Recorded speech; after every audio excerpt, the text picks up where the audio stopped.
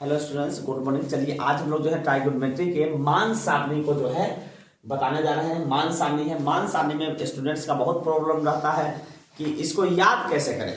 तो आज हम एक ऐसा ट्रिक बताने जा रहे हैं जिसके द्वारा आपको याद करना बहुत आसान हो जाएगा। आपको याद करने का तो झंझट ही नहीं रहेगा। ठीक है, तो चलिए हम लोग शुरू करते हैं। देखिए, साइन, कॉस, टैन, कॉट, सेक और कॉसेक 6 गो त्रिकोणमितीय तदात्म्य होते हैं और इसमें जो एंगल होता है 0 डिग्री, 30 डिग्री, 45 डिग्री, 60 डिग्री और 90 डिग्री का मान जो है आपको निकालना रहता है। तो आपको करना कुछ नहीं है। चलिए शुरू करते हैं वीडियो। इसको नंबरिंग पहले कर दीजिए, 0, 1, 2, 3, 4। ठीक है, पहला काम क्या करना है, इसको नंबरिंग कर दीजिए, कुछ याद नहीं करना है। इसके बाद 4 है सबसे बड़ी संख्या, तो 4 से सबको भाग कर दीजिए। 4 से क्या कीजिए, तो भाग कर दीजिए। 4 से सबको क्या करना है, तो भाग कर देना है। ठीक है, पहला काम फिर से समझ लीजिए, 0, 1, 2, 3, 4 नंबरिंग कर देना है। बाद में 4 से सबको भाग कर देना है। उसके बाद इन सबों का स्क्वायर रूट निकाल देना है। देखिए, स्क्वायर, सबका स्क्वायर निकाल दीजिए, स्क्वायर।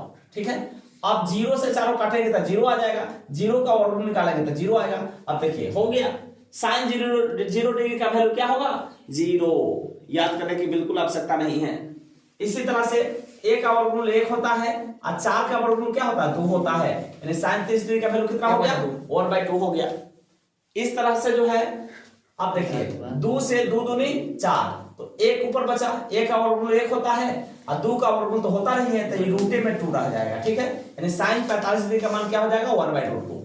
इस तरह से साइन 60 का मान क्या होगा, 3 का तो वर्गमूल होता नहीं है तो √3 रहेगा। जिसका नहीं होता उसको रूटे में रहने देंगे, और जिसका होता है जैसे 4 का, तो 2 दूनी 4 होता है, तो बाहर में 1 2 निकलेगा। यानी साइन 60 डिग्री का वैल्यू क्या होगा, √3/2 होगा। इस तरह से 4 से 4 कट गया तो 1 आएगा। 1 का वर्गमूल क्या होता है, तो बाहर में 1 निकलेगा। यानी साइन 90 डिग्री का वैल्यू क्या होगा, 1 होगा। ठीक ना, समझ में आया। अब देखिए कॉस का कैसे लिखेंगे, टैन का कैसे लिखेंगे। तो करना कुछ नहीं है, आपको इधर से रिवर्स आना है। 1, उसके बाद √3/2, उसके बाद 1/√2, 1/2 और 0 पे यहाँ बस। अब cos का भी आप याद कर लीजिए, cos 0 1, cos 30 √3/2, cos 45 1/√2, cos 60 1/2 और cos 0 cos 90 0। ठीक है, अब tan का क्या होगा, तो tan में जो है आपको निकालना था sin बटा cos, मैंने इसको इससे भाग देते जाइए। 0/1 0, 1/2 को इससे तो 2 से 2 कट जाएगा, 1/√3 आ जाएगा, और √2 से √2 कट जाएगा, 1 आ जाएगा। आपको यहाँ पे 2 से 2 कट जाएगा तो केवल √3 आएगा। 1/0 तो अपरिभाषित, अनडिफाइंड वैल्यू आएगा।